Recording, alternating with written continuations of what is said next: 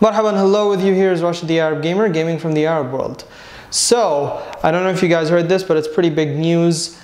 Metal Gear Solid 5 Ground Zeroes, which is the prologue to Metal Gear Solid 5, is roughly around 2 hours long. Yeah, a lot of people are kind of pissed off. I'm kind of disappointed. I mean, you're rather disappointed or pissed off. There's no good way of looking at this.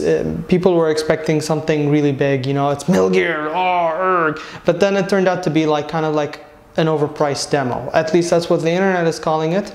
But today we're going to debate that.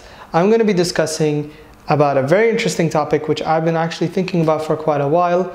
Does price equal game time? So what that means basically is, if you pay for a full price game, do you expect to get a lot of hours out of it? I mean, typically, yes, that would be a great thing. We like playing our games, but does that come in, you know, contrast with maybe something like quality? One perfect example is a game like Mirror's Edge. That game, I finished it in like one sitting. I finished it in like 4 hours, but I enjoyed it so much because I really loved the dynamic of the gameplay. It was something new, fresh. I didn't see it before, that I kept replaying it over and over again. Another game was Ico. Ico, which was released on the PS2, was a very, very short game. It was like around, what, 3 to 5 hours max. I finished it. There was no multiplayer mode, nothing, and I absolutely enjoyed it. It was so much fun that even up until now, I occasionally just go back and play it for a bit and just finish it. So, do you think that still applies in this generation? I mean, let's think of another example. Okay, yeah, we play a lot of games like Battlefield or Call of Duty. They are really short campaigns, but we get a lot of hours from the multiplayer.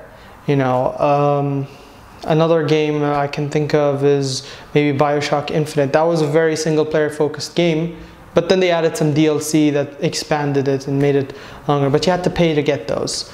So I don't know. I mean, you know, from my perspective regarding this subject is, make a good experience. You know, if you're gonna make me sit for a 2-hour demo and I'm going to be paying $40 to watch this demo or play it, I mean, well, it's Metal Gear, so you're watching and playing. It has to be the freaking best 2 hours of my life, or at least one of the best 2 hours of my life. I mean, think of it like this. You're paying to go to Disneyland. You go to take a ride. You know, you pay, I don't know how many dollars. You go on this ride and it's done in like 10 minutes. You know, it was so much fun, but you know, you paid a lot of money to get to on that ride. So is that still the same thing? You know, even going back to Mirror's Edge, I sometimes think when I look at Mirror's Edge, I feel like I'm playing a very interactive art book, because it's a very artsy-fartsy game. And yes, it was a full-priced game, and you know, how many dollars do we spend on art books? You know, if you spend $60 on, let's say, an art book, would that apply the same way for Mirror's Edge?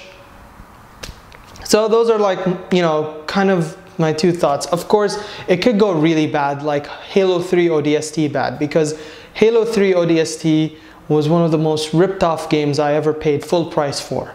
As much as I enjoyed the campaign, it was a great campaign, had a very interesting narrative, blah, blah, blah, but it was so friggin' short. And the worst part is, if you want to play on the multiplayer, you had to have friends, and the mode, it was just horde mode, you know, something that you get to see in all multiplayer games.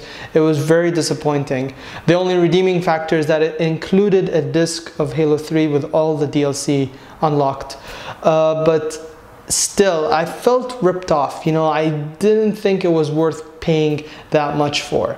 You know, I look at a game, let's say like Sonic Generations. Sonic Generations, even on day one, they charged $50, which is above the regular price point. And even if you go to regular stores, even in the Arab world, you'll get to see it at a very reduced price.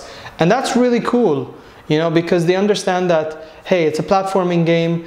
You know, gaming has evolved since then, and platforming game can be seen as a very simple genre. So we're charging you a relatively same price that we used to charge you way back then. So that's pretty cool. I like that from Sega.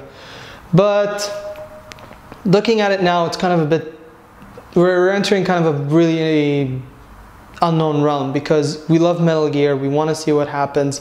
We have to see what happens if we want to really enjoy Metal Gear Phantom Pain.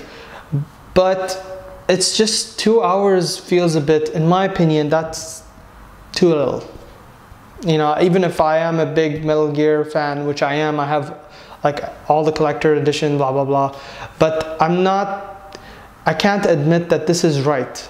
You know, I'm gonna have to say that there needs to be way more, unless that, you know, I haven't played the game yet, so I don't know, maybe Konami is going to introduce some very interesting mechanics or some side quests that will make it interesting, but for now I don't think it's fair. So that's pretty much my opinion. Let me know what you guys think. Do you think that price should equal playtime? Let me know in the comments below, and don't forget to like, favorite, subscribe. With you was Rashid the Arab Gamer. See you later.